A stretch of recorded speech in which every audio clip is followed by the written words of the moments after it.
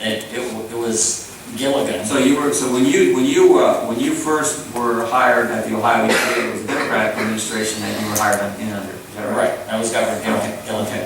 I'm just curious, and I'm running low on time, and I want to get to our three other members who are more of the experts in the whole coal industry.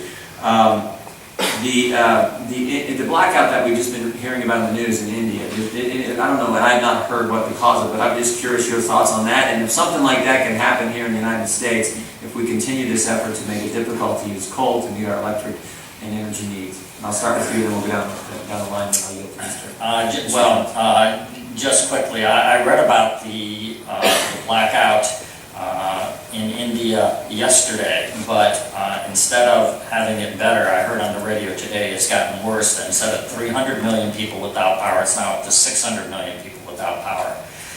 Can it happen in this country? Well, I think we've experienced some blackouts in 2008. Maybe it was a little earlier in Ohio and in the East Coast. So it has happened here, and it is certainly something to be concerned with. Again, part of my testimony, I submitted the article from the Columbus Dispatch that talks about the units that are going to be shut down during the last heat wave. They are in use. So where is that power going to come from? How are we going to replace it to keep the electricity going? Okay. Let me just real quick for the other three witnesses, and I think I know the answer to this, but the title of today's hearing is Green Agenda and the War on Coal. Would you agree that that's an accurate description of what's going on, Representative? Yes, Mr. Chairman. I do think it is kind of unprecedented because administrations in the past at the federal level would have had a mutual interest, seemingly, in having inexpensive energy. But, energy independence has been a goal for this country since the beginning of time. President Carter started the Energy Department with the stated goal to try to have energy independence. And it seems as though this administration is driving us in the opposite direction. We're going to be more and more dependent on other sources of energy, more expensive sources of energy, and probably from hostile countries. So I think that's a problem, and it's clearly there is a war on coal, and we're feeling the effects of it already. Yeah, Mr. Ahern, you deal with electric co-ops all over the state. Would you agree with the title of today's hearing, the War on Coal? I think probably the greenhouse gas rule that the EPA has proposed for new units is probably the signature event that declares war on coal, because it's a standard that the demonstrated technology is not available in order to meet that. Yeah. Mr. Maple? Well, I obviously agree very much, and I would point out that Ohio's success in the past has been from coal-fired electricity, providing economical power for industry. And with the proposals that they have now, what industry are we going to have left in Ohio? I mean, it's an attack on the economy, not just on coal. And remember the title, we said the Green Agenda and the War on Coal, because it's both. There's a war on coal, and you've all made that clear. And we have a gentleman who has 40 years experience with the Ohio EPA who understands how different this administration is from previous administration. But it's also the Green Agenda. Recognize this. I believe Mr. McKinley brought up Secretary Chu at the Department of Energy. The loan guarantee program at the Department of Energy, they took $26 billion of taxpayer money, $16 billion of taxpayer money, gave it to 26 companies. 22 of those companies that got your money, this is Solyndra, this is Beacon Power, this is Abound Solar, 3 companies that went bankrupt, gave them your money. 22 of those 26 companies had a credit rating of double B minus. Mr. Maple, you're in business, you know what that means. That means it was junk. No one would invest in them, but it was okay to give them your money. So not only, this is that insult to injury, not only are they got a war on coal, but they're also saying, oh, by the way, the tax money you do send to us, we're going to take it and give it to your competitors. Meanwhile, 3 of them are going bankrupt, and 22 of the 26 companies that got your money would have never gotten any money in the private sector because they weren't a good risk. That's what's going on with this administration. So when Mr. Hodenbosi says that he's never seen it like he has with this administration, it's true. We got all the facts to point it out, and so we again want to thank you all for being here, and I went over time, so the gentleman from Ohio will get extra time. Mr. Johnson, you're recognized. Thank you, Mr. Chairman. Mr. Hodenbosi, as in your background and with your experience, do you think that the EPA has an agenda that it's trying to effectuate by the promulgating of regulations that specifically impact the coal industry? I think it's pretty clear that rules that are coming out are overall specifically designed to certainly restrict the use of coal. Okay. And in your experience, the Vice President came through Ohio not too long ago, touting a resurgence in manufacturing, at the same time that the administration has got an all-out attack on the very energy sources to fuel any kind of resurgence in manufacturing. How do we fuel a resurgence in manufacturing if the EPA and the administration persist with this attempt to shut down the coal industry? Where's the power going to come from to fuel manufacturing plants? Well, that remains a concern of not just Ohio EPA, but the Public Utilities Commission of Ohio.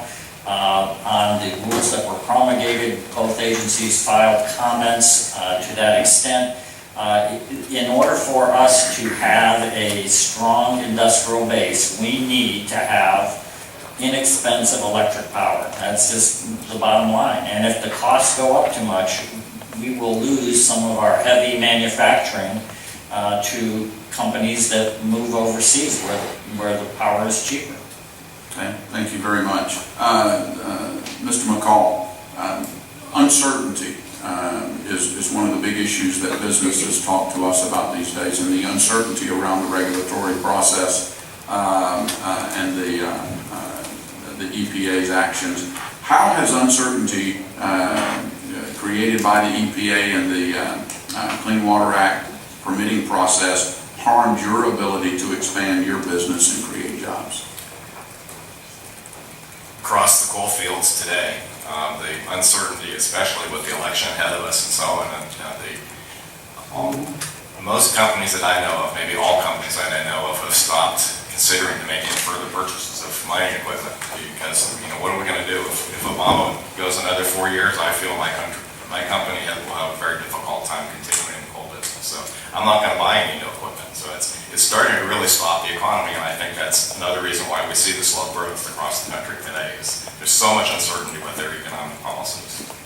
Well, if you knew about the uncertainty, the red tape, and the costs of EPA regulations and acquiring permits, would you still have gone into the coal mining business? I have to answer that by going back into my coal miners. They're wonderful people, and I suppose I would have retired a long time ago if it wasn't for them. But there's a lot of great, intelligent, hardworking young coal miners that need jobs, and they'll never find jobs like this again. And it's really the only reason I continue is for them. As a coal operator, what would you say to a company or an individual that's trying to invest in new coal mining operations today? Would based on what you know and the impacts that the EPA and their regulations or the administration is having on the coal industry, would you invest in new coal mining operations today? Not in the United States of America. I mean, why mine anything in the United States of America today? In fact, one of the points that they made with Solyndra is that China controls all the rare earths. So they're going to control many of the manufacturing anyway. So I guess to invest in coal mines in India and China. They're going to lead the countries, the world's economy if we continue with Obama's policies. Sure. I appreciate your responding to those questions. Representative Thompson, first of all, I appreciate you being here, and I enjoy working with you. We cover a lot of the same territory in our respective districts, and I know that you are a passionate advocate for the coal industry as well. Can you give us a sense of how coal production affects the economy of your specific area that you represent? Yes, thank you, Congressman, and I appreciate working with you very closely as well. As you well know, we have a lot of communities depend upon the revenue that's generated by these utility plants that are burning coal. We've several school systems in our district right now are very, very concerned about the shutdown of these utility plants and what it's going to mean to their revenue sources. We have so many people who are working in the mining business, particularly Noble, Washington. Monroe County is huge. So these are real individuals. These are real communities. These are real people. and they count on coal for that certainty. We talked about uncertainty. There's a tremendous palpable sense of dread right now. And as I discussed in my testimony, as we go around to county fairs, and I know you're experiencing this as well, people just say, please stand up for coal, please do something, please see what you can do to stop what's going on in Washington with these regulatory agencies, because everybody's got a family story. My uncle was in coal, my granddad owned a coal company. That future may not exist for people going forward, just because of the uncertainty, because of this deliberate attempt to eliminate this energy source. And we're not going to have that baseload power we need. We need that baseload power to make Ohio's economy go. And Ohio can't be open for business if we're shutting down coal. We